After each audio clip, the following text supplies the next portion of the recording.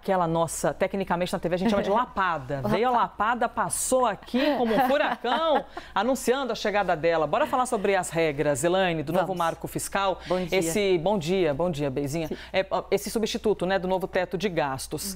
Tudo isso que está sendo discutido só começaria a valer no ano que vem, não agora 2023. Só que o governo já indicou um bloqueio de 1 bilhão e 700 milhões de reais em investimentos.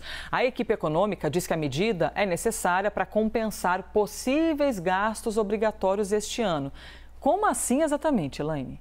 Então, Elisa, a gente ainda, como você disse, tem que seguir a regra do teto de gastos, né? O raciocínio é o mesmo quando a gente pensa no nosso orçamento. A gente tem que tentar equilibrar os gastos para não ficar no vermelho. Então, se a gente gasta mais do que ganha, a gente fica com dívida. Quando isso acontece com um governo, o nome dessa dívida é déficit primário. Déficit, quando a arrecadação do governo, as receitas ficam menores do que os gastos, ou os gastos muito maiores.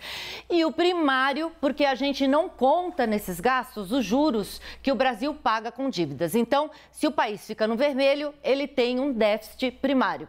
E o que a regra do teto de gastos diz? Que o crescimento dos gastos do governo não pode ter um reajuste maior do que a inflação. Ele limita o crescimento dos gastos públicos. E neste ano, a expectativa é a de fechar as nossas contas no vermelho, ou seja, com um déficit.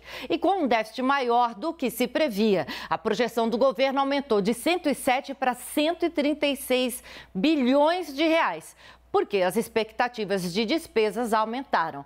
Por causa disso, o governo anunciou que teria que bloquear esses 1,7 bilhão de reais em despesas chamadas discricionárias, que não são obrigatórias para cumprir o teto deste ano. Agora, a gente não sabe ainda que áreas vão ser afetadas por esse bloqueio, né? E elas aí devem ser anunciadas no dia 30 pelo governo.